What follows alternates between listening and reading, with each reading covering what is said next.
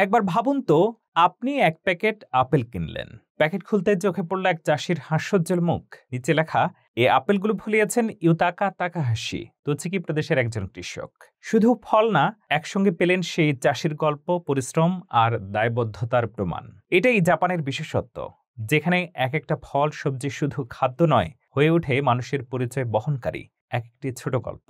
জাপানে কৃষিকাজকে শুধুমাত্র জীবিকার উৎস হিসেবে দেখা হয় না, এটি সেখানে সম্মানের প্রতীক।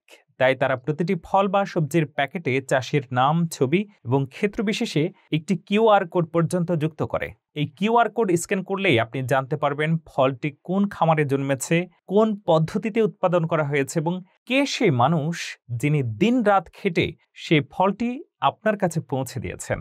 এভাবে ক্রেতা আর চাষির মধ্যে তৈরি হয় এক আন্তরিক সম্পর্ক। আপনি শুধু খাচ্ছেন না, জানছেন কাকে ধন্যবাদ জানাতে হবে সেই খাবারের জন্য। এতে চাষের প্রতি সম্মান তৈরি হয় আর খাদ্য গ্রহণ হয় আরও মানবিক। এই পদ্ধতিকে বলা হয় ট্রেসেবল ফার্মিং, যার মাধ্যমে খাবারের পেছনে থাকা মানুষটিকে দেখা যায়, জানা যায়। জাপানের চাষিরা তাদের খামারের তথ্য, জমির ছবি, এমনকি নিজেদের দৈনন্দিন জীবনও ভাগ করে নেন অনলাইনে। এতে করে ভোক্তারা খাদ্য নিরাপত্তার পাশাপাশি অনুভব করেন একটি বিশ্বাসের সংযোগ। চাষিরা এতে লাভবান হন দুইভাবে। প্রথমত, তাদের কাজের স্বীকৃতি মেলে। দ্বিতীয়ত, তাদের পণ্যের প্রতি ক্রেতার আস্থা বাড়ে।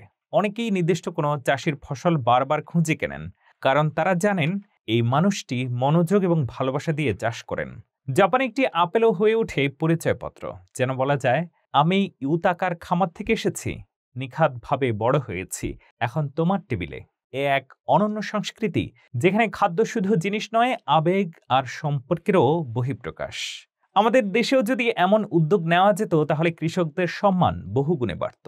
বাজারে গিয়ে কেউ যদি বলেন এই ঢেঁড়সটি রফিক চাচার ক্ষেতের, তবে সেই পণ্যের প্রতি ভোক্তার আস্থা যেমন বাড়বে, তেমনি চাষিরাও তাদের পরিশ্রমের প্রকৃত মর্যাদা পাবেন।